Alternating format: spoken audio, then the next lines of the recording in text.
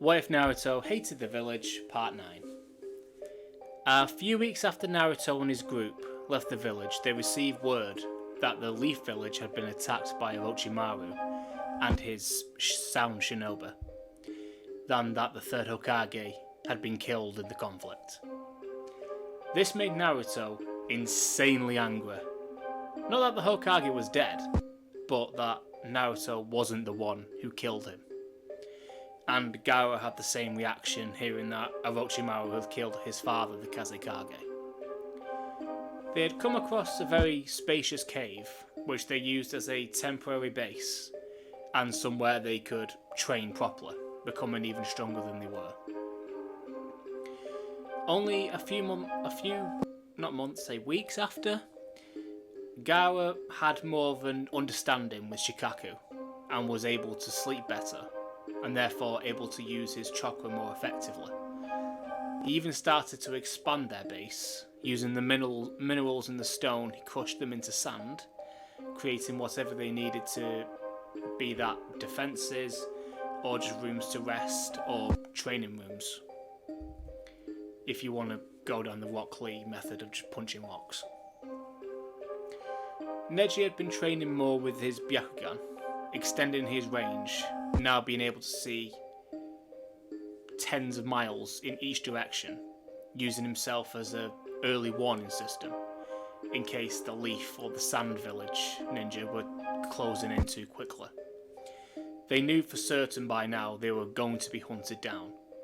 I mean, their group is comprised of 2 Jinchuriki, a Hyuga clan member, and the sole remaining Uchiha. After getting some tips from Sasuke about using lightning style, and through some practice, Neji is now able to use lightning in conjunction with his gentle fist, making his palm strikes that much more effective for shutting down chakra points, and even more deadly, depending on the amount of chakra used in the attack. He could shut down someone's entire chakra network, killing them instantly. Sasuke, on the other hand, was training with Naruto, using the same, or at least similar training as before.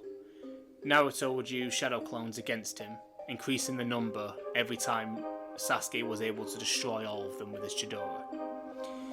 They also trained to strengthen his Chidori by using the Rasengan as an obstacle for Sasuke to break through. Sasuke would have to overpower a Rasengan, not just cancel it out, and every time Sasuke would succeed, Naruto used more chakra, forcing Sasuke to improve his chakra control and his efficiency with the Chidori, eventually being able to use it without any hand signs, much like the Lightning Blade later in the series. Or even the Chidori later in the series, as after training with Orochimaru, he doesn't use hand signs anymore. Naruto, when he wasn't training or looking out for potential threats, spent most of his time with Kurama, trying to find a way to break the seal in its entirety. He would spend hours loosening the seal with the 5-pronged seal he learned from Jiraiya, but it always seemed like something was blocking him from getting rid of it completely. He could almost feel someone else's chakra was in the way, but no matter how hard he tried, he was never able to find the actual culprit behind it. One day after training session, Neji could see 2 high chakra levels coming towards them at a breakneck speed. He tells this to the group, and Gaara asks what they should do. But as he asked, Sasuke grabbed the back of his neck. He was grabbing the curse mark. Naruto smiled wickedly, knowing who it was, and he would take sincere pleasure in killing this bastard once again. While Naruto was gearing up to put the snake back in his coffin, Neji told him he might want to wait. He could see the chakra signatures slow down, and seeing one of the people raise his hands, almost like surrendering, like they just want to talk. Naruto looks beyond annoyed, as he hasn't had a decent bloodbath since the last ninjas they came across, which was about 2 weeks ago. Gaara chuckles a bit sadistically, saying, yeah, he knows, they still haven't gotten the blood out of their clothes yet. The whole group smiles wickedly. All their minds have become very twisted by Naruto and the thoughts of their respective revenge. They all head out of the cave, ready to face these two intruders to see what they want. And if the answers aren't satisfactory, then good news, they get to kill them both. Very painfully. While walking towards Orochimaru and Kabuto, Sasuke looks visibly angry as, well, he's the one who put the mark on him in the first place. Naruto smiled, thinking that Sasuke's rage may be ready to explode very soon. They meet up with the Snake Sanin, and seeing Naruto made Orochimaru recoil slightly in fear. But either way, he knows he has to do this. Orochimaru explains that even though he killed the Hokage, the village still stands. And he has a feeling Naruto wants the village destroyed. Which Naruto admitted to quite proudly, not hiding anything. Orochimaru smiles slyly, thinking this way he will get exactly what he wants, as long as he keeps playing to what Naruto wants. But neither Naruto or anyone in this group are anywhere near stupid. They know exactly what Orochimaru is after. Naruto smiles and cuts off the Sanin's exotic speech by saying he's not getting Sasuke's body, or any of theirs, any of the bodies, none of them. Orochimaru looks like he's about to say something, but Naruto continues. Sasuke's body is off limits to you, or in fact, it's off limits to everyone. However, I know you like to study things, and I'm gonna guess you want to recreate the Sharingan. So I propose my own deal. Orochimaru looks curious on what Naruto is about to say and what he's getting at, and he at least agrees to listen. Naruto says, we will come with you to become stronger, strong enough to achieve our goals, and while we are there, you get to study us. The Byakugan, the Sharingan, the Uzumaki, and the Kazekage clan.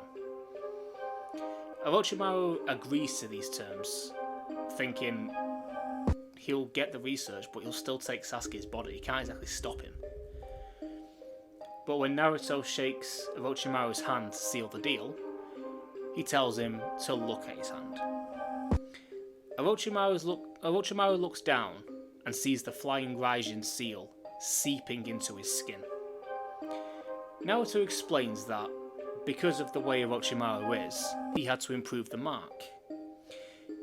He improved it to such an extent that it doesn't just latch onto the person's body, it infects the person's chakra network, their very soul. Meaning that changing his body doesn't matter. He won't get rid of it, and Naruto will always be able to find him.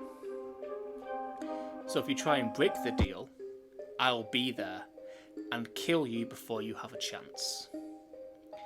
Naruto says this with pure joy in his eyes, showing that he was 100% serious. It was not a threat, it was a promise, and he would take great pleasure in doing it.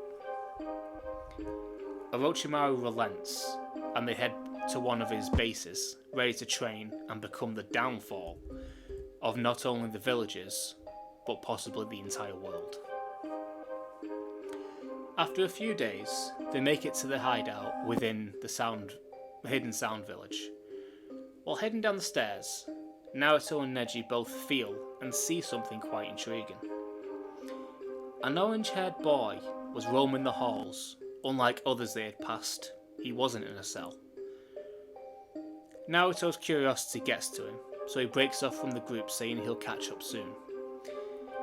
He follows the orange-haired boy and eventually gets the chance to talk to him.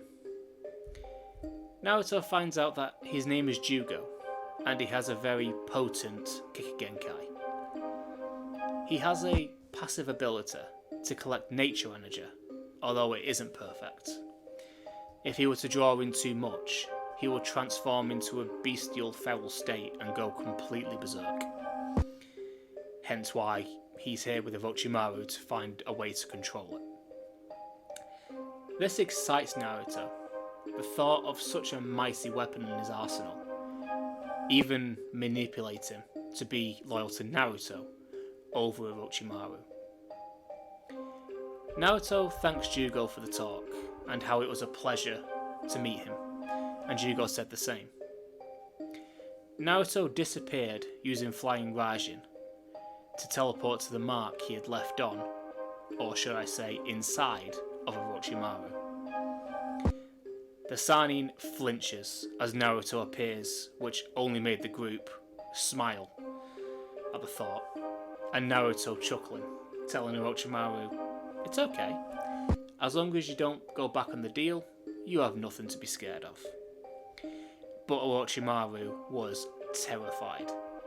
He knows firsthand what he was capable of back then. What is he capable of now? Collecting his composure, Orochimaru showed the four boys where they will be staying for the next few years. But first he took blood from all four of them as a basis for his research. So now we go into the 3-year time skip, which I will be covering in the next part, which will be coming out quite soon. So let me know what you think about this part and the series as a whole. As always, if you like the video, leave a like and consider subscribing. If you already have, very much, I thank you very much, and again, I hope you enjoyed the video. If anyone's got any ideas for some of the training over the time skip, please let me know. It'll be fun, and I'll probably add it. Because, what can I say, your ideas are probably better than mine. But yeah, as always, with all that said, I'll see you all later. Bye.